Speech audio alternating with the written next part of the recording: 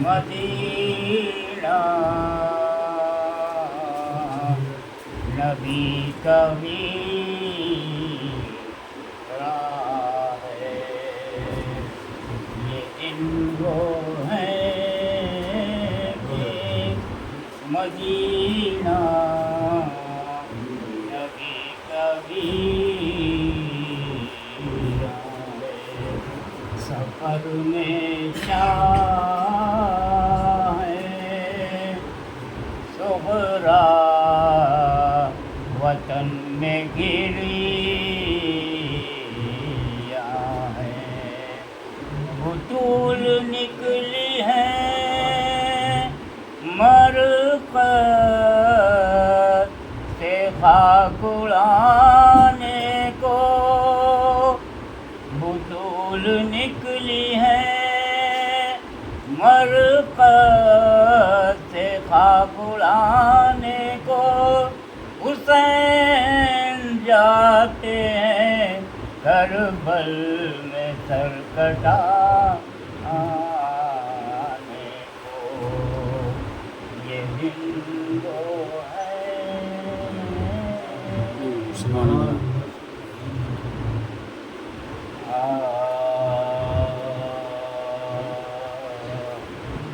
حسین جب کہ چلے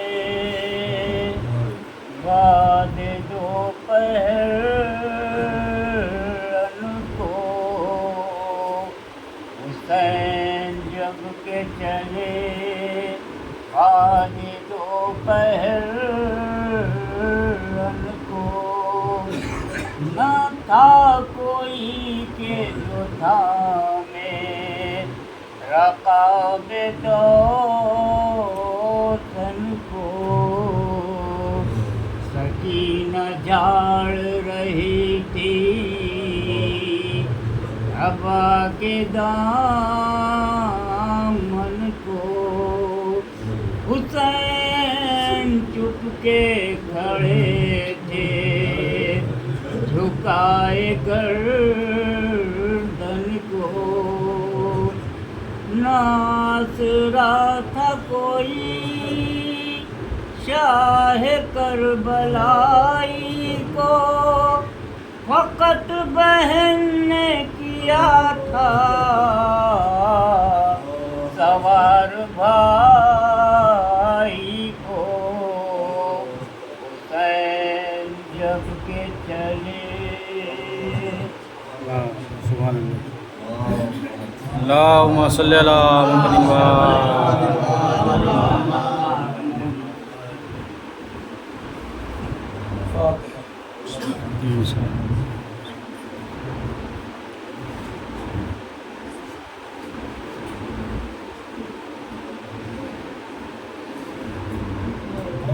من الشیطان الرجیم بسم اللہ الرحمن الرحیم الحمد للہ رب العالمین الصلاۃ والسلام علی اشرف الانبیاء والمرسلین مولا الثقلین جد الحسن والحسین ابی القاسم اللہم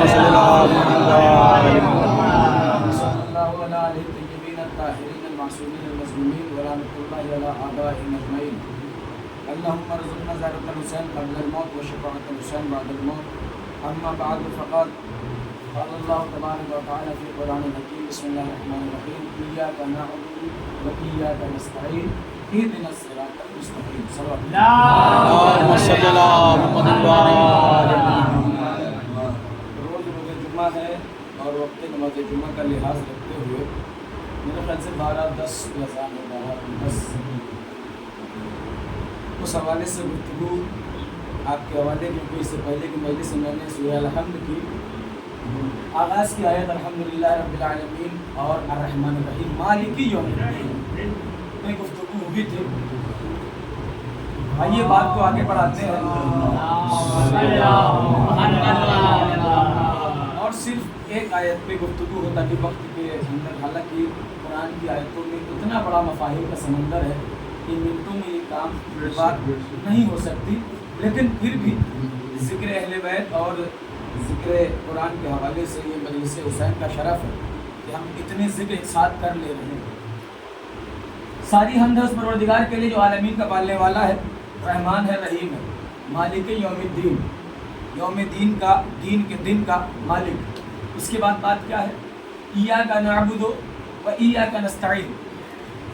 پروردگار ہم تیری ہی عبادت کرتے ہیں اور تجھ سے ہی مدد چاہتے ہیں. اور پھر مدد کیا چاہتے ہیں؟ نماز پڑھنے کے لیے بندے کا بدن پاک ہونا ضروری ہے. آپ مصلی پر پہنچے اس کا مطلب آپ کا بدن بھی پاک ہے. نماز کے لیے لباس کا پاک ہونا ضروری ہے، اس کا مطلب ہے کہ لباس بھی پاک ہے. بدن پاک تھا، لباس پاک تھا، آپ مسجد چلے گئے. شریعت کہتی ہے ٹھہرو، بدن پاک ہے تو کیا ہوا، لباس پاک ہے تو کیا ہوا، پہلے وضو کرو، پہلے وضو کرو، کیونکہ وضو ہے روحانی طہارت. یہاں صرف جسمانی طہارت سے کام نہیں چلے گا بلکہ روحانی طہارت بھی چاہیے. وضو بھی کروا لیا، چہرہ بھی دھل لیا، ہاتھ بھی دھل لیا، جو بھی ارکان وضو ہیں مستحب سے لے کے واجب تک آپ نے کر لیے. مصلی پہ کھڑے ہو گئے. اتنے اہتمام کرنے کے بعد اب جو اللہ سے آپ نے گفتگو کی، اے میرے رب تو عالمین کا پالنے والا ہے، تو رحمان و رحیم ہے، تو مالک یوم الدین ہے. اے پروردگار ہم تیری عبادت کرتے ہیں، تجھ سے مدد چاہتے ہیں. میرے بندے بول تجھے مدد کیا چاہیے، میرے بندے بول تجھے مدد کیا چاہیے. ہلکی سی آواز میں کہا اہدنا الصراط المستقیم، میرے معبود صراط مستقیم. اب یہاں پر ترجمے میں مسٹیک ہوئی. ترجمے میں دو ترجمے کر دیے گئے. ایک نے دعا میں کیا کہا، اللہ تو رحمان و رحیم ہے نا. اللہ نے ان سے بھی پوچھا، ہم سے بھی پوچھا کیا چاہیے مدد تمہیں، عبادت کرنے آئے ہو، نعبد و ایاک نستعین، عبادت و مدد چاہیے، کیا مدد چاہیے. تو ایک نے کہا پروردگار ہمیں صراط مستقیم دکھا. ہم نے کہا ہمیں صراط مستقیم پر چلا، ہمیں صراط مستقیم پر باقی رکھ. دونوں دعائیں ہیں اور دونوں دعاؤں کا فرق آپ کو سورہ حمد پہ آخر میں دکھے گا. جس نے کہا کہ ہمیں صراط مستقیم پر باقی رکھ، اس نے کہا الحمدللہ رب العالمین، حمد کے تمام ہونے پر. اور جن کی یہ دعا تھی کہ ہمیں دکھا دے، وہاں دعا کے بعد کیا کہنا ہوتا ہے آپ بھی جانتے ہیں، الہی آمین جو بھی آمین ہے، دونوں دعائیں. اب سوال یہ ہے کہ ترجمہ کرنے والوں نے دو طرح کا ترجمہ کیوں کیا؟ آیت تطہیر میں بھی یہی نظریہ ہے. ہم کہتے ہیں کہ اللہ کا ارادہ ہے کہ ان کے طہارت کا اعلان اللہ نے کیا تھا. وہ کہتے نہیں، جس دن یہ کہا اسی دن پاک کیا انہیں. کعبے کا حکم طہارہ بیتی، ابراہیم اور اسماعیل نے کعبے کو پاک کیا. کچھ لوگوں کا کہنا ہے، ہم کہتے ہیں طہارت کا اعلان کیا. ترجمے میں فرق کیوں؟ اسی طریقے سے اہدنا الصراط المستقیم، کچھ نے ترجمے میں لکھا پروردگار ہمیں صراط مستقیم دکھا، اور علماء اہل شیعہ نے لکھا کہ پروردگار ہمیں صراط مستقیم پر باقی رکھ. دیکھ تو چکے ہیں، مل تو چکی ہے صراط مستقیم، بس دعا یہ ہے کہ ہمیں صراط مستقیم پر باقی رکھ. کیونکہ یہ مولا کے چاہنے والے جانتے ہیں کہ کمال اہل بیت کی محبت میں جینا نہیں ہے، کمال ہے اہل بیت کی محبت میں مر جانا. کیونکہ شیطان چاہتا ہے کہ خاتمہ بالخیر نہ ہونے پائے. ایسے موقع پہ جا کے بہکاتا ہے کہ سارے اعمال ایک طرف رکھ کے رہ جائیں. تو محبت اہل بیت میں اسی لیے حدیثیں موجود ہیں.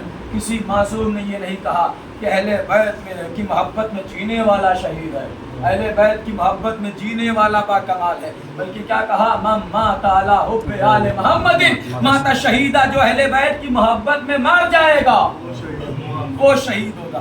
جینا کمال نہیں ہے، مر جانا کمال ہے، یعنی خاتمہ بالخیر ہونا چاہیے. اب آئیے سرکار، ایک ترجمہ ہے کہ صراط مستقیم دکھا، ایک ترجمہ ہے باقی رکھ. ہم کہیں گے بھائی یہ ترجمہ صحیح، وہ کہیں گے یہ صحیح. چلیے سیدھے سیدھے ایک ایسی بات کہہ دیتے ہیں جہاں پر سب کی زبانیں بند ہو جائیں. آپ کی نہیں، آپ کو تو ہمارے ساتھ چلنا. زبانیں بند ہو جائیں پھر کہنے کی بات ہی نہ رہ جائے. ہم کہہ رہے ہیں کہ اس کا مطلب صراط مستقیم ملی ہی نہیں، وہ کہہ رہے ہیں نہیں دعا ہے ایسے نہیں ویسے ہے. میں نے کہا چھوڑو، اچھا یہ بتاؤ، اگر اس کا ترجمہ یہ مان لیا جائے کہ صراط مستقیم دکھا، تو یہ بتاؤ رسول نماز پڑھتے تھے کہ نہیں؟ اگر اس کا ترجمہ یہ صحیح مان لیا جائے کہ اہدنا الصراط المستقیم، مجھے صراط مستقیم دکھا، اگر یہ ترجمہ صحیح مانا جائے تو بتاؤ رسول نماز پڑھتے تھے کہ نہیں؟ یہ کیسی بات ہے؟ رسول نے خود کہا سلو کما رأیتمونی اصلی، نماز پڑھو میرے چاہنے والوں वो ऐसे ही जैसे मुझे पढ़ता देखो। तो रसूल अगर नमाज न पढ़ते तो हम क्यों पढ़ते? इसका मतलब रसूल नमाज पढ़ते थे। कहाँ पढ़ते थे? और ऐसी नमाज पढ़ते थे कि अल्लाह को कहना पड़ गया मेरे हबीब रात को थोड़ा आराम किया करो, है ना, थोड़ा सोया करो, आराम किया करो। पढ़ते थे। सारे उम्मत मुसलमान ने कहा एक आवाज हो के रसूल नमाज पढ़ते थे, किसमें हिम्मत है जो रसूल को बेनमाजी बता दे, नाउज़ बिल्लाह। कहा यही तो हम पूछना चाह रहे, रसूल नमाज पढ़ते थे कहाँ? अच्छा ये बताओ रसूल नमाज में कौन सा सूरा पढ़ते थे? कौन सा सूरा पढ़ते थे? कहा कौन सा सूरा का मतलब सूरह अल-हम्द पढ़ते थे, क्योंकि रसूल ने कहा है बगैर सूरह अल-हम्द के नमाज नहीं होगी। तो जब खुद ही नहीं पढ़ते रहे होंगे तो फिर नमाज कैसे? इसका मतलब सबने माना ना कि रसूल नमाज में सूरह अल-हम्द पढ़ते थे। तो जब सूरह अल-हम्द पढ़ते थे तो ये दुआ भी कुछ करते रहे होंगे, इय्याका नअबुदु व इय्याका नस्तईन, मेरे बाबू मैं तेरी इबादत करता हूँ, तुझसे मदद चाहता हूँ, इहदिना सिरातल मुस्तकीम। अब यहाँ पर रसूल नमाज पढ़ रहे, रसूल मुसल्ले पर कह रहे परवरदिगार इहदिना सिरातल मुस्तकीम। अगर ये तर्जुमा माना जाए कि मुझे सीधा रास्ता दिखा, तो जिस रसूल को अभी सीधा रास्ता दिखा ही नहीं वो हमें हिदायत कैसे कर सकता है? तो इसका मतलब मानना पड़ेगा कि रसूल कह रहे थे परवरदिगार सिराते मुस्तकीम पर बाकी रखना। अब सवाल होगा ये सिराते मुस्तकीम है क्या जिस पर रहने की दुआ रसूल भी कर रहे? ये सिराते मुस्तकीम है क्या जिस पर बाकी रहने की दुआ खातिमुल अंबिया, सैयदुल अंबिया, मुख्तार कायनात, साहिब मेराज, अल्लाह का हबीब, शान मदीना, शहंशाह मक्का, चांद के टुकड़े करने वाला नबी, कंकर को कलमा पढ़वाने वाला नबी, सूखे दरख्त को हरा कर देने वाला नबी, इतना बाकमाल नबी है, इतना बाकमाल नबी कि सूखे कुएं में पानी पैदा कर दे, खारे पानी को मीठा बना दे, इतना बाकमाल नबी। वो भी कह रहा है मेरे महबूब मुझे सिराते मुस्तकीम पर बाकी रखना। तब सवाल जहन में आएगा ना, इतना बड़ा नबी सिराते मुस्तकीम पर बाकी रहने की दुआ कर रहा है, तो सिराते मुस्तकीम का खुद रसूल ने बताया। मदीने में सरकार ने असहाब किराम के मजमे में सिराते मुस्तकीम का जिक्र किया तो कुछ लोग ऐसे सवाली होते हैं कि बार बार सवाल किया जाए ताकि रसूल उस बात को बदल दें। जैसे हदीस सकलैन में रसूल ने कहा मैं दो चीजें छोड़े जा रहा हूँ, अभी बात मुकम्मल नहीं होनी। ऐसा ने कहा ये सकलैन क्या है? रसूल ने कहा मैं दो नूर छोड़े जा रहा हूँ। फिर सवाल आया बात मुकम्मल नहीं होने दे रहे, कहा दो नूर क्या है? कहा इन्नी तारिकुम फीकुमुल हाकिमैन, मैं हाकिम छोड़े जा रहा हूँ। कहा ये हाकिम क्या है? बार बार सवाल कर रहे थे। वो ये चाह रहे थे कि रसूल को परेशान करके रसूल को बात पूरी करने न दी जाए और रसूल कहते चलो अच्छा निकलो। हालांकि ये दुनिया वाला रसूल नहीं था, इखलाक़े कुल का मालिक रसूल था। तो ऐसे ही सवाल हो रहे थे सरकार सिराते मुस्तकीम क्या है? सरकार ने कहा बैठो। फिर वो घूम घुमा के खड़े हो गए सिराते मुस्तकीम क्या है? जब वो कई बार रसूल उसको बिठा गए, अब जब अली मस्जिद में दाखिल हुए, अब जो बार बार खड़ा हो रहा था अब नहीं खड़ा हुआ, क्योंकि इसका मतलब वो जानता था कि राज क्या है। अच्छा ऐसा करने वाले सब जानते थे, कलम और कागज न दिया, क्यों नहीं दिया? वो जानते थे ये लिखना भी जानता है, पढ़ना भी जानता है, सब जानते थे वो सियासत। अब वो नहीं, रसूल ने कहा अब पूछो सवाल। अब उसने रसूल के हुक्म में सवाल पूछा कि सिराते मुस्तकीम क्या है? कहा हाज़ा अलीयुन सिराते मुस्तकीम, ये अली की विलायत ही सिराते मुस्तकीम है। अब समझे रसूल क्या कह रहे थे? इहदिना सिरातल मुस्तकीम, ऐ मेरे अल्लाह मुझे भी अली की विलायत पर बाकी रखना, क्योंकि विलायत अली इतनी अहम थी कि अगर रसूल न पहुंचाते तो रिसालत खतरे में आ जाती। आयत कुरान कह रही अल्लाहुम्मा सल्ली अला मुहम्मदिन व आलि मुहम्मद। सिराते मुस्तकीम। अच्छा शैतान ने भी अल्लाह से जाते जाते बारगाह से निकलते निकलते वादा कर लिया। वादा क्या बल्कि अपनी बात रख दी कि मैं तेरे बंदों को, नेक बंदों को सिराते मुस्तकीम से बहकाऊंगा। ये नहीं कहा कि नमाज से बहकाऊंगा, रोजे से बहकाऊंगा, हज से बहकाऊंगा, दुनिया की चीजों से बहकाऊंगा। क्या कहा? सिराते मुस्तकीम से। اچھا یہ بتائیے یزید کی طرف لاکھوں کا لشکر تھا، وہ نماز پڑھتے تھے کہ نہیں پڑھتے تھے؟ پڑھتے تھے۔ حاجی تھے کہ نہیں تھے؟ تھے۔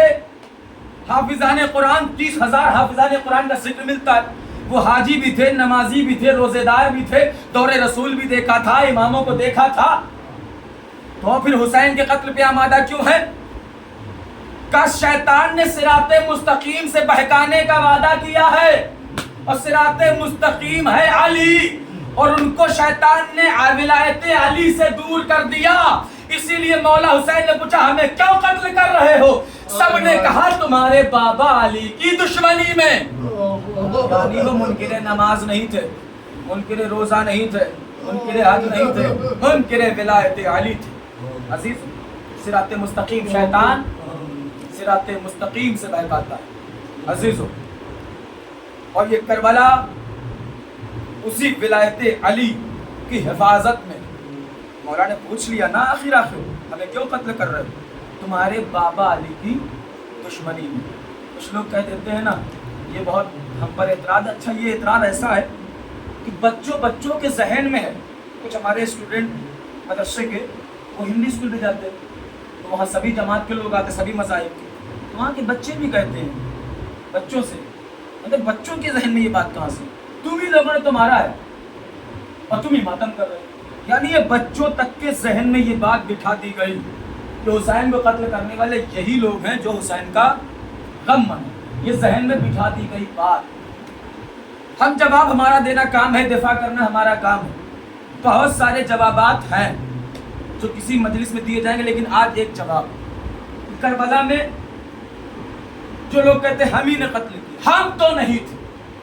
آپ بھی اپنے طور پہ کہہ سکتے ہیں ہم تو نہیں تھے، بلکہ جو تھے ان کا ایسا کیجیے، آپ نام لکھیے اور مل کے لعنت کیجیے۔ اتنا تو طے ہے کہ ہم نہیں تھے۔ جو تھے شمر، غولی، ہرملا، یہ تمام ملونوں کے نام لکھو، سب سے بڑے ملون یزید کا نام لکھو اور مل کے لعنت کرو، اور لعنت کرنے کے بعد چہروں کا رنگ دیکھو۔ چہروں کا رنگ کھلتا کہاں ہے، چہروں کا رنگ اڑتا کہاں ہے، پتہ خود ہی چل جائے گا قاتل کون ہے، مقتول کے ساتھی کون ہے۔ صلوات پڑھے محمد صلی اللہ علیہ وسلم۔ مقتول کے ساتھی کون ہے؟ اور سب سے بڑی بات جو یہ کہتے ہیں شیعہ تھے، وہ شیعہ تھے۔ چلو ہم کہہ رہے ہیں شیعہ نہیں تھے، آپ کہیں گے آپ کا دعویٰ ہے۔ مولا کیا کہہ رہے ہیں روز عاشور کربلا میں؟ کیا کہہ رہے ہیں؟ دو باتیں میں نے ابھی بات کہی ہے۔ مولا نے جاتے جاتے ایک سوال، ربط مصائب ہے، جاتے جاتے ایک سوال کر لیا کہ اے حاکموں، اے ظالموں، اے ملونوں، اے حاکم شام کے سپاہی، مجھے کیوں قتل کر رہے ہو؟ اس نے کیا کہا؟ بغض لابی، مولا یہ سوال آپ کو پہلے کرنا تھا جب اکبر زندہ تھے، مولا محمد تھے، اب آپ کہتے ہیں ہمیں کیوں قتل کر رہے ہو؟ اب تو سب قتل ہو گئے، اب آپ ایسا کیوں پوچھ رہے ہو؟ اپنے بچنے کا راستہ؟ کہا نہیں نادان نہ بنو، میں تو تم پر لگنے والے الزام کو دور کر رہا ہوں، کیونکہ کل یہ لوگ ہو سکتا ہے یہی کہیں شیعوں نے قتل کیا ہے، اور میں بتانا چاہ رہا ہوں کہ شیعہ کہتے ہی اسے ہیں جو علی کا چاہنے والا ہو، علی کا چاہنے میں ان سے میدان میں اقرار لے رہا ہوں، انہوں نے بتا دیا علی کی دشمنی میں قتل کر رہا ہوں، یعنی یہ علی کے دشمن ہے، کچھ بھی ہو سکتے ہیں، شیعہ نہیں ہو سکتے، کچھ بھی ہو سکتے ہیں۔ یہ مولا نے ان کا یہ بیان میدان کربلا میں آخر میں لیا، ایک بیان تو یہ لکھوایا ظالموں کی زبانی، اور دوسرے کیا کہا؟ لیتکم فی یوم عاشوراء جمیعا تنظرون، اے میرے شیعوں کاش تم کربلا میں ہوتے۔ امام کا یہ کہنا اس بات کی دلیل ہے کہ اس وقت جس وقت مولا یہ کہہ رہے تھے کربلا میں کوئی شیعہ نہیں تھا، تو یہ زبردستی کے الزام ہم پہ لگائے گئے۔ شیعہ مولا کا چاہنے والا ہے، یہ تو مولا پہ روتا ہے، یہ تو گریا کرتا ہے۔ آج تک ہمیں حسین کے صدقے میں کبھی کسی ایجنسی نے، کبھی کسی حکومت نے ہمیں آتنکواد ثابت نہیں کر پائے، ہمیں دہشت گرد ثابت نہیں کر پائے، کیونکہ وہ جانتے ہیں یہ خود مظلوموں کا ماتم کرنے والے ہیں۔ جو قوم مظلوموں کا ماتم کرتی ہے وہ قوم ظالم نہیں ہو سکتی۔ عزیز، 2 محرم ہے، اہل بیت کا گھرانہ بی بی زہرا کا حسین گلزار سا گلستان کربلا پہنچ چکا ہے۔ علی کی غیرت دار بیٹیاں वतन से पहली बार सफ़र पे निकली थी और परदेश में आके एक मकाम पे है। ज़ैनब उस ज़मीन पे पहली बार आई। एक रवायत सुना के मसाइल को तमाम करूँ वक्त नमाज का ख्याल रखते हुए। ज़ैनब ज़िंदगी में 2 ही बार कूफे आई है, ज़िंदगी में 2 ही बार कूफे आई है। एक बार अपने बाबा अली की हुकूमत के दौर में, दोबारा हुसैन के साथ सफ़र में शहादत हुसैन के बाद। जब पहली बार कूफे में मौला कायनात की हुकूमत थी तो एक खातून ने आके मौला से दरख्वास्त की, गुजारिश की, मौला हमें एक मुअल्लिमा का इंतज़ाम कर दीजिए। मौला की हुकूमत 36 से 40 हिजरी के दौरान। तो मौला ने कहा ठीक है, तुम्हारी आज मुअल्लिमा का इंतज़ाम हो जाएगा। तब मौला अब्बास इमाम हसन इमाम हुसैन को भेजकर ज़ैनब को कूफे बुलवाया था। सारे भाई एक साथ पहुँचे ना मदीने, तो जनाब ज़ैनब से कौन कहे कि आपको कूफे चलना है। लेकिन जब बड़े भाई मौला हसन ने कहा शहजादी ज़ैनब आपको बाबा ने कूफे बुलाया है, जनाब ज़ैनब की चादर सर से गिर गई। ज़ैनब की आंखों में आंसू। भाई ने बढ़ के चादर संभाली, कहा ज़ैनब घबरा क्यों रही हो, हुकूमत बाबा की है, बाजार बंद रहेगा, दरबार बंद रहेगा, गलियां बंद रहेंगी, कोई गैर मर्द, कोई नामहरम यहाँ पर नहीं रहेगा। कहा मैं बाजार से नहीं घबरा रही, दरबार से नहीं घबरा रही। कहा फिर? कहा मुझे मेरी माँ की वसीयत याद आ गई। कहा वसीयत क्या है?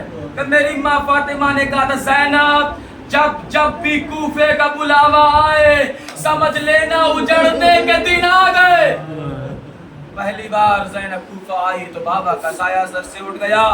दोबारा सफर कूफा पे निकली है तो ज़ैनब के साथ नेज़ों पे शौदा के सर वही ज़ैनब करबला में वारिद है। अज़ादारो इधर ज़ैनब कुलसूम खैमे दरिया के किनारे से जालिमों ने हटा तो दिए हैं, लेकिन ज़ैनब घबरा रही है।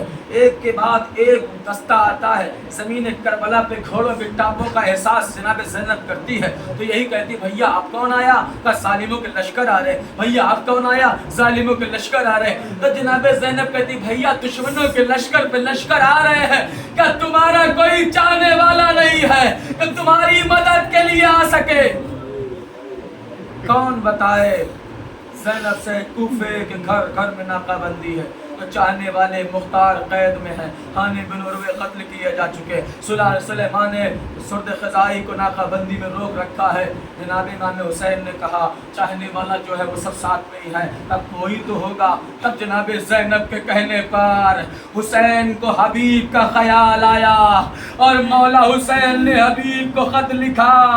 अरे हबीब जब ये ख़त मिल जाए तो अगर हो सके हुसैन की मदद को आ जाना। ख़त में हुसैन ने क्या लिखा? कहा हबीब ज्यादा तफसील का वक्त नहीं है, बस इतना समझ लो हुसैन करबला में नरग़े आदा में है और क़यामत की बात यह है कि अली की बेटियां मेरे साथ हैं, छोटे छोटे बच्चे मेरे साथ हैं। ऐ हबीब अगर वक्त पर पहुंचे तो आशूरे से पहले मुझ तक आ जाना, वरना जन्नत में नाना के साथ मुलाकात होगी। मौला ने ज़ैनब के कहने पर हबीब को ख़त लिख दिया। काश के कोई चाहने वाला आ जाए। हुसैन की मजलूमी थी कि हबीब को ख़त लिखा और हबीब तक ख़त पहुँचाओ। इन्ना लिल्लाहि व इन्ना इलैहि राजिऊन। रज़म में क़ज़ाई तस्लीम।